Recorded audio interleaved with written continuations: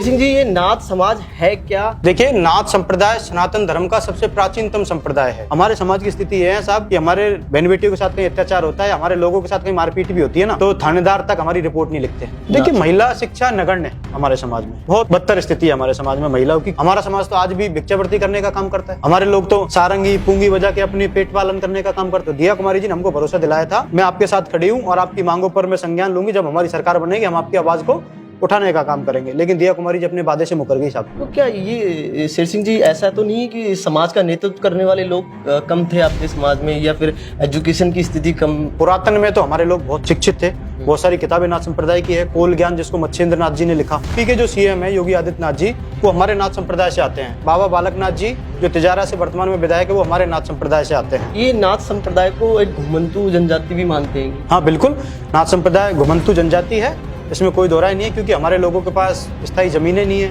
हमारे लोगों के पास आवास की भी समस्याएं हैं, किसी भी तरीके का आरक्षण हमको मिला हुआ नहीं है। केवल एक वोट बैंक के तौर पे हम लोगों को यूज करने का काम सरकार करती आई है। जैसे आपने जिक्र किया कि बीजेपी धर्म की राजनीति करती है, हिंदुत्व की बात करती है, तो ये तो नाथ संप्रदाय तो हिंदुत्व है और धर्म की बात करती है, तो ये धर्म को आगे लेकर चलता है, तो आपको कैसे पीछे छोड़ दिया? केवल नाथ संप्रदाय का तो यूज करने का काम इस भारतीय जनता पार्टी ने किया है सब। मदन राठौड़ जी से अभी हमारे लोग मिलने गए तो मदन राठौड़ जी भगवा की राजनीति तो करते, मदन राठौड़ जी ये पूछ रहे हैं कि साहब गोरखनाथ जी कौन थे। भारतीय जनता पार्टी आज के दौर में जिस भगवा के नाम पे राजनीति कर रही है, मैं भारतीय जनता पार्टी के लोगों को कहना चाहूंगा कि ये भगवा हमारी देन है, इस नाथ संप्रदाय की देन है। कि राजस्थान की ऐसी कोई विधानसभा नहीं जिसमें हमारे समाज के वोट 10 से 15-20 हजार के आसपास नहीं हो। आज भी जालंधर नाथ की पीठ का जो निर्माण करवाया वो जोधपुर के महाराजाओं ने करा। तो राजेंद्र राठौड़ साहब उन राज परिवारों से आते होंगे। दिया कुमारी जी जयपुर से आती है, तो हमारे लोगों को इनके परिवारों ने भी जागीरें दी थी। और भारतीय जनता पार्टी को कहता हूँ, अगर अब की बार आपने हमारी मांगे नहीं सुनी तो इन वोटों को हम किसी और पार्टी को देने का काम करेंगे। देखिए, आज हमारे साथ जुड़े हुए हैं नाथ समाज संघर्ष समिति के संयोजक शेर सिंह जी, जो कि छात्र राजनीति से भी जुड़े हुए हैं। वो समाज को लेकर, अपने समाज को लेकर तमाम मुद्दों पर एक आंदोलन करने जा रहे हैं, समाज के हित को लेकर। तो आज स्टूडियो में आए हुए हैं द खटक में। पहले तो आपका शेर सिंह जी बहुत बहुत स्वागत है। नमस्कार। सबसे पहले तो मैं धन्यवाद करना चाहूंगा द खटक के सभी दर्शकों को, द खटक परिवार को, कि आप सभी ने आज मौका दिया। शेर सिंह जी, पहले अपने बारे में कुछ बताइए। देखिए, मेरा नाम शेर सिंह जोगी है और मैं मेनली सभी छात्रों की, युवाओं की, बेरोजगारों की लड़ाई हमेशा आपने लड़ते हुए मेरे को देखा है और आज समाज ने मौका दिया है उनकी लड़ाई लड़ने का। तो 27 तारीख को मैं समाज की 9 सूत्रीय जो मांगे हैं, जो मुख्य धारा में जोड़ने की मांगे हैं, उनके लिए 27 तारीख को हम लोग समाज के समर्थन के साथ धरने पे बैठ रहे हैं और सरकार से अपनी लड़ाई लड़ने का, अपनी बात को मजबूती से रखने का काम करेंगे। शेर सिंह जी, ये नाथ समाज है क्या? पहले तो ये बताइए, क्योंकि लोगों को, आम जनमानस को सही तरीके से कुछ पता है लग जाए, जिससे कि देखिए, नाथ संप्रदाय सनातन धर्म का सबसे प्राचीनतम संप्रदाय है। इसकी उत्पत्ति हम वैसे तो मच्छेंद्र नाथ जी से मानते हैं, लेकिन इस नाथ संप्रदाय का जो एकीकरण करने का काम किया वो भगवान गुरु गोरखनाथ जी ने काम किया। आज जो आप, जैसे मैं आपको बता दूं कि यूपी के जो सीएम है योगी आदित्यनाथ जी, वो हमारे नाथ संप्रदाय से आते हैं। राजस्थान में एक एमएलए हैं बाबा बालक नाथ जी, जो तिजारा से वर्तमान में विधायक है, वो हमारे नाथ संप्रदाय से आते हैं। तो ये नाथ संप्रदाय सनातन धर्म का एक प्राचीनतम संप्रदाय है जो धार्मिक चीजों से जुड़ा हुआ है और गोरखनाथ जी को हम लोग आराध्य मानते हैं। मेनली आपने देखा होगा, जैसे एक शब्द आपने प्रचलन में देखा होगा, गोरख धंधा, जिसको मीडिया के साथी भी काम में ले लेते हैं, काफी लोग काम में ले लेते हैं। वैसे लोग उसको लेते हैं काम में, आम बोलचाल का शब्द है, तो लोग उसको ले लेते हैं, अनैतिक कार्यों में उसको जोड़ने का काम करते हैं। लेकिन मैं आपको एक चीज बताना चाहूंगा कि ये गोरखनाथ जी जो ऐसे संत थे जिनके बारे में आपने एक दार्शनिक का नाम सुना होगा, ओशो। ओशो ऐसा आदमी था जिसने सभी धर्म के लोगों को, या सभी धर्म के जो जितने भी विद्वान हुए, उनको कोसने का काम किया। लेकिन एकमात्र आप ओशो को सुनेंगे ना, तो एकमात्र गोरखनाथ जी ऐसे संत हुए जिनकी बड़ाई उन्होंने ओशो ने की है। तो ये अपने आप में बहुत बड़ी उपलब्धि है। गोरख धंधा शब्द जो गोरखनाथ जी की क्रियाकलापों से जुड़ा हुआ था। तो मैं मीडिया के साथियों से भी और आम जो प्रशासन के लोग हैं या नेता है, उनसे भी निवेदन करना चाहूंगा कि आप इनको अनैतिक कार्यों के साथ इस शब्द को ना जोड़े। जैसे कि आपने कहा कि सीएम योगी भी जुड़े हुए हैं, तो एक मठ से भी जुड़े हुए हैं, तो राजस्थान में भी कई योगी समाज के, या ये समाज है उसके कुछ मठ वगैरह है? बिल्कुल, हमारा जो मुख्य मठ राजस्थान में है वो जालंधर नाथ पीठ जोधपुर है, जिसको महामंदिर के नाम से भी आप लोग जानते हो। राता ढूंढा आसन नागौर में है। एक हमारा यहाँ सिकराय में हिंगवा गद्दी के नाम से आसन है। तो बिल्कुल नाथ संप्रदाय के जगह जगह आसन है। जैसलमेर में आसन है, गरीबनाथ जी का आश्रम है, जिसपे मेनली आपने देखा होगा रविंदर सिंह भाटी जी डोकते हुए नजर आते हैं। तो नाथ संप्रदाय वैसे प्राचीनतम है, सभी लोग सम्मान भी करते हैं, लेकिन क्या है, केवल सम्मान से सब चीजें नहीं चलती। लोकतंत्र में जब तक हमारा प्रतिनिधित्व नहीं होगा, जब तक हम मुख्य धारा में नहीं जुड़ पाएंगे, तब तक समाज का विकास नहीं हो सकता। तो अच्छा, ये नाथ संप्रदाय को एक घुमंतु जनजाति भी मानते हैं क्या? हाँ बिल्कुल, नाथ संप्रदाय घुमंतु जनजाति है, इसमें कोई दो राय नहीं है, क्योंकि हमारे लोगों के पास स्थायी जमीनें नहीं है, हमारे लोगों के पास आवास की भी समस्याएं हैं, किसी भी तरीके का आरक्षण हमको मिला हुआ नहीं है, कोई विशेष पैकेज सरकारों ने अभी तक दिया नहीं है, केवल एक वोट बैंक के तौर पे हम लोगों को यूज करने का काम सरकार करती आई है। तो अब आपकी क्या मांगे हैं विशेष तौर पर? देखिए, विशेष तौर पर हमारी जो मांगे हैं, मैं आपको बता दूं कि नाथ संप्रदाय कि जो सभी, जैसे मेनली आपने सभी जातियों में या सभी धर्मों में एक चीज देखी होगी कि सबके जो अंतिम समय में दाह संस्कार की जो प्रक्रिया होती है वो सबकी अपनी अपनी होती है। कोई अग्निदाह करता है, कोई जलदाह करता है, लेकिन हमारा नाथ संप्रदाय एकमात्र ऐसा संप्रदाय है जिसमें समाधि परंपरा है, जिसके लिए हमें जमीनों की जरूरत होती है मेनली। तो हमारा संप्रदाय जहां जहां निवास करता है वहां हम बहुत पहले से प्रयास करते आ रहे हैं कि हमारे लोगों को जमीनें मिले। आज 2018 में सवाई माधोपुर कलेक्ट्रेट का हमने जब घेराव किया था, तो दिया कुमारी जी वहां से विधायक थी सवाई माधोपुर से, तो दिया कुमारी जी ने हमको भरोसा दिलाया था कि मैं आपके साथ खड़ी हूं और आपकी मांगों पर मैं संज्ञान लूंगी, जब हमारी सरकार बनेगी हम आपकी आवाज को उठाने का काम करेंगे। लेकिन दिया कुमारी जी अपने वादे से मुकर गई साहब, उन्होंने अपना वादा पूरा नहीं किया। नाथ संप्रदाय की जो मेन समस्या है वो समाधि परंपरा है। क्यों? क्योंकि हमारे लोगों के पास जमीनें नहीं है। पहले जैसे आपने समाधि परंपरा का जिक्र किया, तो समाधि परंपरा जैसे मुस्लिम समाज में एक तरीके से वो दफनाते हैं, लेकिन इसमें समाधि ली जाती है। समाधि में और दफनाने में क्या फर्क रहता है? इन दोनों में बहुत फर्क है साहब। समाधि जो परंपरा है बहुत प्राचीनतम परंपरा है और संत परंपरा का एक साधन है। तो इसमें मुस्लिम संप्रदाय में तो मैं तो कभी क्या गया भी नहीं हूं, तो मैंने देखा भी नहीं है, मुझे उनके बारे में ज्यादा नॉलेज नहीं। लेकिन हमारा सीन ये है साहब कि 8x8 का एक गड्ढा हम लोग खोदते हैं जो गोल होता है, और गायत्री मंत्रों के साथ उच्चारण करते हैं, और समाधि के रूप में जैसे अपन योग में बैठते हैं ना, क्योंकि योग गोरखनाथ जी, अभी हाल ही में योग दिवस गया, तो योग की जो परंपरा है वो गोरखनाथ जी की देन है। तो हम बिल्कुल समाधि परंपरा में जो हमारी जो डेड बॉडीज होती है उनको बिल्कुल समाधि के आसन में जैसे योग में हम लोग बैठते हैं वैसे बैठाते हैं। और बिल्कुल भगवा, जिस भगवे की आप बात करते हो, भारतीय जनता पार्टी आज के दौर में जिस भगवा के नाम पे राजनीति कर रही है, मैं भारतीय जनता पार्टी के लोगों को कहना चाहूंगा कि ये भगवा हमारी देन है, इस नाथ संप्रदाय की देन है। आपने इसको कब्जाने का काम किया है। और सबसे ज्यादा एक सबसे बड़ी चीज मैं आपको कहना चाहूंगा कि जो हमारा जो संप्रदाय है वो धार्मिक संप्रदाय है, और 95% भारतीय जनता पार्टी को वोट करता है। लेकिन अचंभे की बात यह है सर कि आज तक एमएलए का टिकट तो दूर की बात है, हमारे संप्रदाय के लोगों को इन्होंने किसी पंचायत समिति या जिला परिषद का टिकट तक नहीं दिया। अभी आपने कहा कि टिकट नहीं दिया, बाबा बालकनाथ तो आपके संप्रदाय से हैं।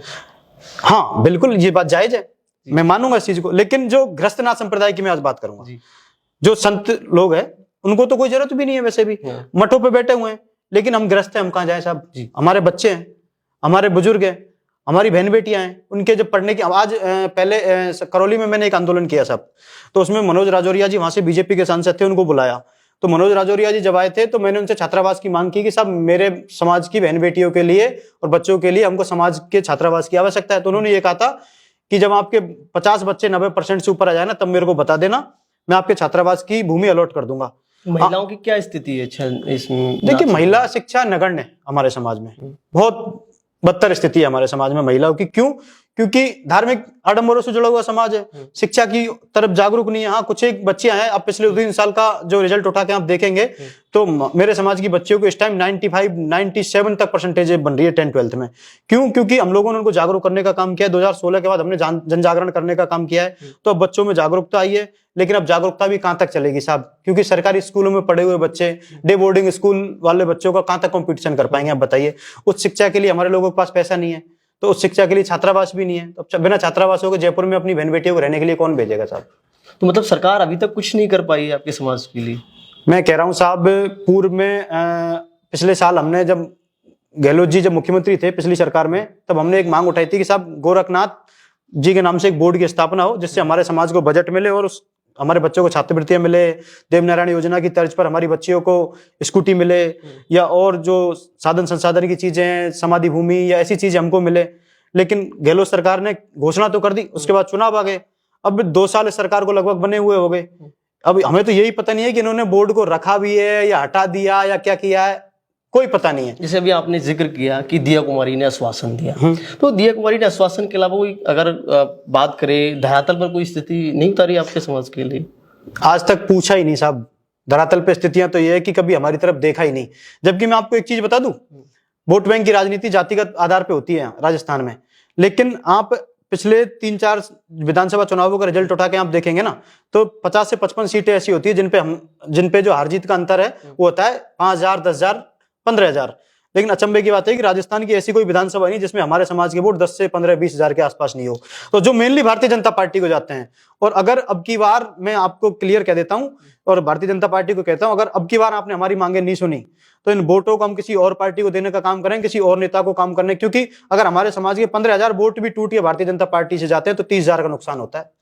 अंदाजा लगा ले 50 से 55 सीटों पर हम इफेक्ट डालेंगे। अच्छा, सबसे ज्यादा नाथ संप्रदाय अगर बात करें राजस्थान में तो किस क्षेत्र में सबसे ज्यादा? जैसे दौसा बेल्ट में है या फिर इधर अदर जैसे पश्चिमी राजस्थान में है, या फिर अगर बात करें ये जयपुर जैसे शहर में? देखिए, नाथ संप्रदाय मेनली तो पूरे भारत में पाया जाता है, लेकिन राजस्थान की अगर मैं बात करूं तो ऐसा कोई जिला नहीं जिसमें नाथ संप्रदाय नहीं हो। लगभग सब में हमारा नाथ संप्रदाय फैला हुआ है। लेकिन क्या है कि कुछ जाति के अलग अलग नाम है, जैसे कोई जोगी लगाता है, कोई नाथ लगाता है, कोई योगी लगाता है, तो इस वजह से लोग क्या पहचान नहीं पा रहे हैं। बाकी हमारी जो मेनली हमने एक जनगणना करवाई थी, उसके आंकड़ों के आधार पे कहूं तो लगभग 40 लाख की जनसंख्या हमारी अभी वर्तमान में राजस्थान में है। बाकी और क्या क्या मांगे हैं आपकी? बाकी मांगे महिला छात्रावास के अलावा हमारी गोरखधंधा शब्द को बैन करवाने की है। दूसरा हमारा डीएनटी घुमंतु अर्ध घुमंतु एक प्रकोष्ठ होता है जिसमें हमको शामिल किया जाए, क्योंकि नाथ संप्रदाय की कुछ जो लोग हैं जिनके नाम के पीछे जोगी लिखा हुआ है उनको तो ये घुमंतु का प्रमाण पत्र बना के दे रहे हैं, जिनके नाम जैसे मेरे दादाजी के नाम के पीछे योगी है और मेरे नाम के पीछे जोगी है, तो मेरे दादाजी का तो घुमंतु का प्रमाण पत्र बना दिया लेकिन मेरा नहीं बनाया साहब। ऐसा क्यों? मैं तो उन्हीं की संतान हूँ। जब अब अगर दादाजी का बन रहा है तो मेरा भी बनना चाहिए ना। ये तो भाई और भाई को लड़ाने का काम कर रहे हैं। भेदभाव हो रहा है, ये तो बिल्कुल भेदभाव हो रहा है। और कुछ लोगों के बनाए भी, ऐसी बात नहीं है कि इन्होंने नहीं बनाए हो हाल ही में, और सरकार ने आदेश भी पारित करे, लेकिन शासन प्रशासन काम नहीं कर रहा। एसडीएम हमारी बातें नहीं सुनते। हमारे समाज की स्थिति यह है साहब कि हमारे बहन बेटियों के साथ कहीं अत्याचार होता है, हमारे लोगों के साथ कहीं मारपीट भी होती है ना, तो थानेदार तक हमारी रिपोर्ट नहीं लिखते। ये स्थिति है हमारे समाज की स्थिति है, क्योंकि सुनने वाला कोई नहीं है ना, हमारा नेता कोई नहीं है, हमारे विधायक कोई नहीं है। तो अब तक आपका समाज इतना पीछे था और आप जैसे राजनीति में आप भी हैं, छात्र राजनीति में रहे, तो उभर कर क्यों नहीं आया? क्या वजह रही है? देखो साहब, पहली बात तो समाज का एकीकरण नहीं है, और कुछ क्या है समाज में भी कुछ ऐसे अपवाद होते हैं जो क्या है कि किसी न किसी पार्टी या किसी न किसी चीज से जुड़े हुए होते हैं और वो समाज को के वोट को केवल वो कहते हैं ना पर्दे के पीछे बात करके और वोट बैंक को बेचने का काम करते हैं। 2016 के बाद जब मैं एक्टिव हुआ, मैंने छात्र राजनीति करना स्टार्ट किया, क्योंकि मैं भी एक आम परिवार से आता हूँ, आम गरीब किसान मजदूर का बेटा हूँ। तो जयपुर जैसे शहर में अपने आप को सर्वाइव करना बहुत टेढ़ी खीर थी। 10 सालों से लगातार संघर्ष भी कर रहा हूँ, आपने देखा भी होगा, लगातार सड़कों पे मैं अपनी बात रखने का काम करता हूँ। आंदोलन में देखते हैं हम आपको। बिल्कुल, आप आंदोलन में इसलिए देखते हैं क्योंकि मेरे अंदर एक ललक है कि यार नहीं, मैं हर आदमी की आवाज बनने की कोशिश कर रहा हूँ। और समाज के लोग, जब मैं छात्रों की आवाज उठाने का काम करता हूँ तो समाज के लोग मेरे को कहते हैं कि सब दुनिया की लड़ाई लड़ता है, हमारी लड़ाई क्यों नहीं लड़ता। अब मैंने पहली बार मैं प्रयास कर रहा हूँ कि मैं मेरे लोगों की आवाज बनूं, उनकी लड़ाई को बहुत मजबूती के साथ लड़ूं।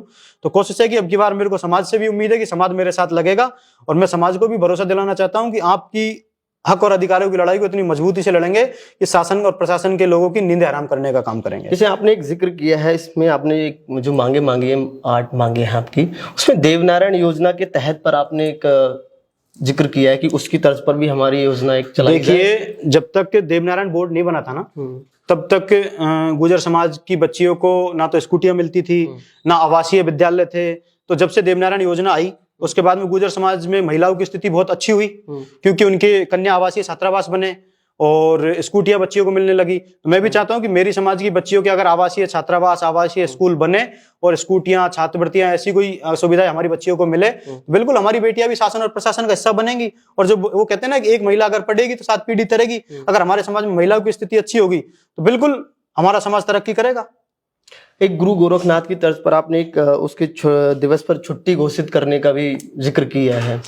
देखिए, मैं बताऊं आपको, जिन चीजों के दम पे या जिन बातों के दम पे, जिन वादों के दम पे बीजेपी राजनीति कर रही है ना, वो सारे गोरखनाथ जी से जुड़े हुए हैं। भगवा गोरखनाथ जी से जुड़ा हुआ। राम मंदिर के आंदोलन की ये बात करते हैं तो राम मंदिर जब आंदोलन हुआ था ना, बाबरी मस्जिद का जब विध्वंस हुआ था, तो उसका जो मुख्य केंद्र रहा था ना, वो हमारा गोरखपुर का गोरख पीठ रहा था। अवैधनाथ जी ने हिंदुओं का जो एकीकरण करने का काम किया, उसके बाद आदित्यनाथ जी इनका नेतृत्व करें, लेकिन इनका तो करें ना, हमें क्या मिला साहब? धर्म के नाम पे हम तो पीछे ही रह गए। हमारा समाज तो आज भी भिक्षावृत्ति करने का काम करता है।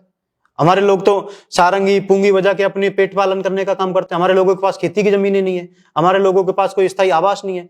तो हमारे लोगों की तो सुनो। तो क्या ये शेर सिंह जी ऐसा तो नहीं है कि समाज का नेतृत्व करने वाले लोग कम थे आपके समाज में, या फिर एजुकेशन की स्थिति कम वजह से कहीं ऐसा है? ये सारी देखिए, ऐसा तो नहीं कह सकते कि पुरातन में तो हमारे लोग बहुत शिक्षित थे। बहुत सारी किताबें नाथ संप्रदाय की है। कोल ज्ञान जिसको मच्छेंद्र नाथ जी ने लिखा, जो दुनिया का एकमात्र ऐसा ज्ञान है जिसकी कोई काट आज तक नहीं हुई। लेकिन कालांतर में जैसे ही हम आगे बढ़े, लोकतंत्र जब आया, तो कुछ राजनीतिकरण लोगों ने ऐसा रहा कि ये समाज भिक्षावृत्ति पे आश्रित हो गया, मठ मंदिरों पे वाला आश्रित था।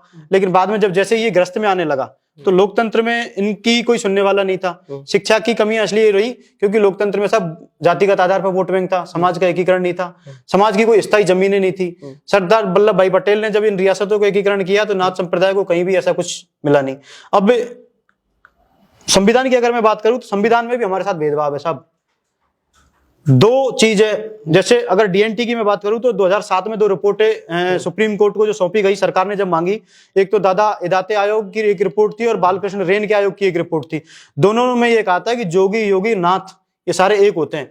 हमारे नाथ संप्रदाय से जुड़ा हुआ एक संप्रदाय है कालबेलिया, जिसको आप समझते हो, वो जुड़ा हुआ है। कालबेलिया, जैसे हम गोरखनाथ जी के अनुयायी हैं, तो मत्स्येंद्र नाथ जी के शिष्य थे कनीफा नाथ जी, उनके अनुयायी कालबेलिया है। लेकिन उनको एससी में डाल दिया और हमारे लोग ओबीसी में पड़े हुए हैं। वहां भी कोई मतलब नहीं है, स्पेशल कोई पैकेज नहीं है। आप वो एक 10% आरक्षण की भी मांग कर रहे हैं इसमें? बिल्कुल, मेरी मांग है कि मैं तो ये चाहता हूं कि या हमको डीएनटी में शामिल करें। जो हमारी विसंगति आ रही, डीएनटी में शामिल तो है कहीं ना कहीं, लेकिन विसंगतियां आ रही हैं, तो इन चीजों को दूर करके हमको 10% देने का आरक्षण अलग से काम करें। क्योंकि अगर हमें आरक्षण मिलेगा तो हमारे लोग शासन प्रशासन में जाएंगे, नौकरियों में जाएंगे, नौकरियों में जाएंगे तो हमारे समाज आगे बढ़ेगा, तरक्की करेगा सब। जैसे आपने जिक्र किया कि बीजेपी धर्म की राजनीति करती है, हिंदुत्व की बात करती है, तो ये तो नाथ संप्रदाय तो हिंदुत्व है और धर्म की बात करती है, तो ये धर्म को आगे लेकर चलता है, तो आपको कैसे पीछे छोड़ दिया देखिए, बीजेपी ने? नाथ संप्रदाय बहुत प्राचीनतम संप्रदाय है, तो ऐसा नहीं है कि ये चीजें, ये तो शब्दी बाद में है जिनके आप बोल रहे हो। बीजेपी जिनका जिक्र करती है, नाथ संप्रदाय तो उससे भी प्राचीन है। केवल नाथ संप्रदाय का तो यूज करने का काम इस भारतीय जनता पार्टी ने किया है सब। क्योंकि आपने देखा होगा कि जिस भगवा की बात करते हैं कि भगवा भगवा भगवा, उन भगवा वालों से तो पूछ लो। आप आज भी गाँव में जाके देखोगे ना, और जहां हमारा समाज निवास करता है, हमारे समाज का 95% आदमी भगवा वस्त्र धारण करने का काम करता है। जी, ज्यादातर जहां जहां भी आप देखेंगे घूमते हुए मिलेंगे तो वो भगवा वस्त्र में। बिल्कुल, क्योंकि भगवा से हमारी धार्मिक आस्था जुड़ी हुई है। ये गोरखनाथ जी की देन है। और अगर मैं तो भारतीय जनता पार्टी के लोगों को और सम्मानीय मुख्यमंत्री भजनलाल जी से भी निवेदन करना चाहूंगा कि साहब, जिस भारतीय जनता पार्टी का आप नेतृत्व करते हैं, राजस्थान का नेतृत्व करते हैं, तो हमारे लोगों की भी आवाज सुनिए, क्योंकि हम इसी परंपरा के लोग हैं जिस परंपरा के नाम पर आप राजनीति कर रहे हैं। अच्छा, आप राजनीति को लेकर आपकी क्या समझ है? राजनीति किस दिशा में जा रही है अभी युवाओं को? देखिए, राजस्थान में जगह जगह जो है आंदोलन हो रहे हैं, सरकार सुनने का नाम नहीं ले रही है, लोगों को सड़कों पर उतरना पड़ रहा है। आप देख ही रहे हो, कभी आरएस वाले बैठ रहे हैं तो कभी कोई बैठ रहा है। तो किस लगता है कि सरकार इन सब चीजों पर, विषय पर बात करेगी, आपकी बात रखेगी? अब ये बात मैं आपको छात्र नेता के तौर पे बताऊं या समाज के नेता के तौर पे बताऊं? आप समाज के तौर पर भी बताइए, और आप युवा हैं और देखो, समाज के तौर पे तो ये है कि मुझे जहां तक लगता है कि भारतीय जनता पार्टी को अगर भगवा से लगाव होगा और वो सनातन में अगर भरोसा रखते होंगे तो हमारी मांगों को सुनेंगे। और अगर छात्र नेता के तौर पे मैं अगर आपसे बात करूं आज, तो स्थिति ये है कि मेरे तो सुनने में भी आता है कि सरकार को ब्यूरोक्रेट चला रहे हैं। भजनलाल जी भी पीछे, मदन राठौड़ जी से अभी हमारे लोग मिलने गए, तो मदन राठौड़ जी भगवा की राजनीति तो करते, मदन राठौड़ जी ये पूछ रहे हैं कि साहब गोरखनाथ जी कौन थे? उनको पता ही नहीं है। पता ही नहीं है, तो कौन से भगवा की बात कर रहे हो आप? जबकि आप ईमानदारी से अगर आप इतिहास उठा के देखोगे ना, तो जोधपुर के जो महाराजा थे ना, जोधपुर के महाराजा ने हमारे समाज के जो महंत थे उनको जागीरें दी है। आज भी जालंधर नाथ की पीठ का जो निर्माण करवाया वो जोधपुर के महाराजा ने करा। तो राजेंद्र राठौड़ साहब उन राज परिवारों से आते होंगे, दिया कुमारी जी जयपुर से आती है, तो हमारे लोगों को इनके परिवारों ने भी जागीरें दी थी। तो ऐसा नहीं है कि इनको पता नहीं, पता सब है, लेकिन क्या राजनीति के अंधे लोग हैं और भूल गए साहब। जरूरत नहीं है ना। अगर वोट बैंक की मैं बात करूं, वोट बैंक अगर हमारे समाज का 1 करोड़ 2 करोड़ होता तो आगे पीछे घूमते रहते हैं जी। और हमारी जनसंख्या कहीं ना कहीं जो है एक वोट बैंक का असर दिखाई देता है जब भी राजनीति में कोई मांगे करनी हो, या फिर ऐसा होता है कि वोट बैंक के आधार पर ही सरकारें उन चीजों को धरातल पर उतारती हैं या फिर उन लोगों की बात रखती हैं। देखो, भैरव सिंह जी शेखावत के बाद में अगर राजस्थान की राजनीति की मैं बात करूं तो यहाँ जातिगत आधार पर टिकट दिए जाते हैं, यहाँ काबिलियत नहीं देखी जाती, कौन अच्छा बोल रहा है, कौन आम जनता की लड़ाई लड़ रहा है। नो, यहाँ किसकी जाति के ज्यादा वोट है या किसकी जाति सबसे ज्यादा लड़ सकती है। अभी आपने देखा होगा गुर्जरों ने इनकी छाती पर चढ़ के 5% लेने का काम किया, क्योंकि उनकी ताकत है, उनके एमएलए हैं, उनके मंत्री है। जिन लोगों के 35-35 एमएलए, 40-40 लोग शासन में जुड़े हुए हैं, जिनके 35-35 लोग चुनाव जीत के आते हैं, उनकी बात 1 मिनट में सुन लेते हैं। हमारे लोगों को इसलिए नहीं सुनते क्योंकि हमारे लोग शासन प्रशासन में नहीं है। लेकिन हम इतने भी, इनको मैं आज भी बता दूं कि हमारा इतिहास उठा के देख लेना है कि हम इतने कमजोर नहीं है। हम बहुत मजबूती से अपनी लड़ाई लड़ेंगे। हमारे समाज आज जागरूक हुआ है, एकीकरण की ओर बढ़ रहा है। हमारे समाज युवाओं पर भरोसा करने लगे हैं कि हमारे युवा पढ़ लिख के आगे आए हैं। जैसे मैं पढ़ लिख के आगे आया हूं, तो मेरे जैसे और भी सैकड़ों भाई है जो पढ़ लिख के, भाई मैं अकेला तो नहीं हूँ, समाज के एकीकरण में अकेला नहीं हूँ। तो बहुत सारे भाई हैं जो अपने स्तर से जिले में, तहसीलों में आज काम कर रहे हैं। तो आपको हमारी ताकत देखने को मिलेगी आने वाले समय में। अभी हम धरना देंगे, धरने के बाद ये राजनीति से जुड़े हुए लोगों से मिलने का काम करेंगे, बड़े नेताओं से मिलने का काम करेंगे, मुख्यमंत्री जी से मिलने का काम करेंगे। और आने वाले समय में अगर जब भी हमारी सरकार अगर बातें नहीं सुनती है तो बिल्कुल राजस्थान विधानसभा को घेरने का काम करेंगे। राजस्थान में जिस तरीके की राजनीति चल रही है, क्या लगता है आपको किस दिशा में जा रही है? देखिए, वर्तमान में तो राजस्थान की राजनीति क्या है, वैसे देखा जाए तो राजनीतिक रूप से तो सुस्त पड़ा है। राजस्थान में एक ही चीज आ रही है, मीडिया को अगर कहीं भी आप उठा के देखोगे, पूरे कोई सा भी चैनल खोलोगे तो कहीं अलवर में किसान आंदोलन कर रहे हैं, कहीं महेशनगर में छात्र आंदोलन कर रहे हैं, कहीं एसआई भर्ती के लिए हनुमान बेनीवाल जी धरने पे बैठे हैं, कहीं नरेश मीणा के लिए लोग 12 में आज आंदोलन कर रहे हैं। आज 23 जून है, 12 में प्रमोद जैन भाया की गिरफ्तारी के लिए लोग आंदोलन कर रहे हैं। नरेश मीणा के साथ उन्होंने क्या किया आपने देखा होगा, थप्पड़ कांड की वजह से लंबे समय से वो। देखिए, मैं मेरी बता दूं, मैं पर्सनली राजनीति में अगर किसी को देख के इंस्पायर हुआ और जिसकी वजह से राजनीति में अगर किसी ने मुझे लाने का काम किया, वो नरेश मीणा थे। तो नरेश मीणा को देख के चाहते हैं नरेश मीणा। बिल्कुल, देखो पूर्वी राजस्थान में नरेश मीणा का क्रेज था, है और रहेगा, इसको कोई नहीं रोक सकता। तो क्या लगता है आने वाले समय में विधायक बनेंगे? भाई, नरेश मीणा की अगर मैं बात करूं तो वो नरेश मीणा आज केवल एक नरेश मीणा नहीं रहा, वो एक विचारधारा बन गए। और मैं तो इन पार्टियों को भी कह देना चाहता हूं साहब कि आने वाले समय में ज्यादा भी नहीं तो राजस्थान की 20 से 25 सीटों पे इफेक्ट डालने का काम नरेश मीणा जी अकेले करेंगे।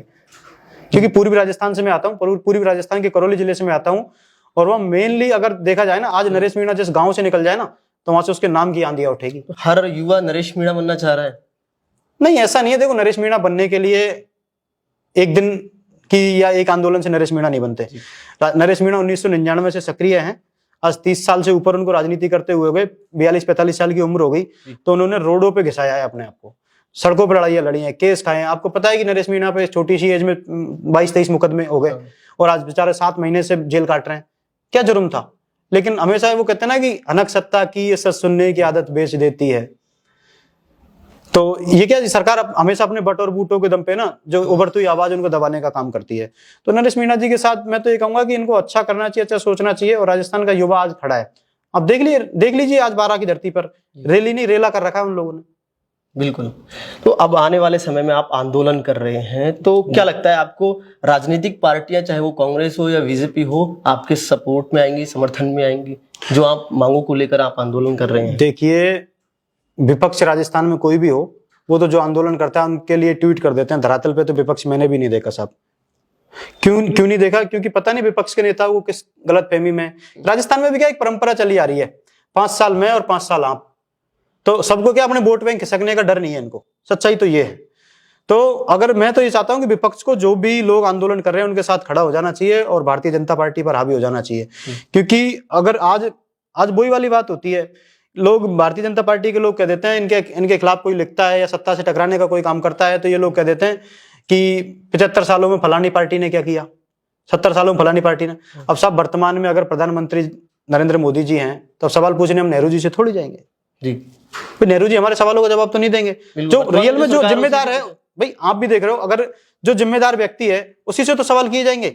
तो ये क्या है कि सारी चीजों को धर्म से जोड़ देते हैं। तो ये चीजें मेरे को इस राजनीति में बहुत कुंठित करती है। कहीं ना कहीं आपको दिखाई दे रहा है कि धर्म की राजनीति प्रदेश में या देश में चल रही है। आप देखिए ना, भरतपुर में से सम्मानीय मुख्यमंत्री जी आते हैं, भरतपुर में महिलाएं कीचड़ में खड़ी होकर प्रदर्शन कर रही है, गर्मियों में पानी के लिए प्रदर्शन कर रही है, तो शर्म आनी चाहिए सरकार को। भाई मूलभूत आवश्यकताओं की पूर्ति तो करो। मैं मेरे समाज की बात करूं, दिया कुमारी जी ने हमको आश्वासन दिया, तो मानवाधिकार भी इस बात को कहता है कि अंत्येष्टि के लिए 2 गज जमीन तो आप दे दीजिए। ये तो मांग हमारी जायज है। इसमें आपसे भी अगर मैं बात करूं कि साहब आपके पास अगर मेरे को 2 गज जमीन आप दे सकते हो तो, और अंत्येष्टि के लिए या मेरे लोगों के लिए अगर, तो आप मना नहीं करोगे साहब कि यार ये तो धर्म का काम है। तो इससे बड़ा धर्म क्या होगा? ये धर्म को कर लीजिए, क्यों नहीं करते हैं? तो वो धर्म को फॉलो नहीं कर रहे, सिर्फ धर्म का दिखावा कर रहे हैं। केवल दिखावा है। अगर धर्म के लिए अगर ये रियल में अगर जमीन पे काम करते हैं, तो मैं कह रहा हूं कि मैं आने वाले टाइम में हम लोग इनको बहुत मजबूती से इनकी बात करेंगे, बहुत मजबूती से। मैं कह रहा हूं कि मैं खुद मिठाई लेकर, अगर हमारी मांगों को पूरा करते हैं भजन लाल जी, तो मैं खुद मिठाई लेकर भजन लाल जी का स्वागत करने जाऊंगा। तो कब आप बड़ा आंदोलन कर रहे हैं? अभी पहले हम लोग ये धरना करते हैं, उसके बाद जैसे ही हम इन नेताओं से सबसे मिलने का काम करेंगे, मुख्यमंत्री जी से मिलने का काम करेंगे, उपायुक्त से मिलने का काम करेंगे, शासन सचिव से मिलने का काम करेंगे। फिर भी अगर हमारी मांगे पूरी नहीं होती है, तो जैसे ही राजस्थान विधानसभा का मानसून सत्र चलेगा, उस टाइम हम विधानसभा का घेराव करने का काम करेंगे। जी।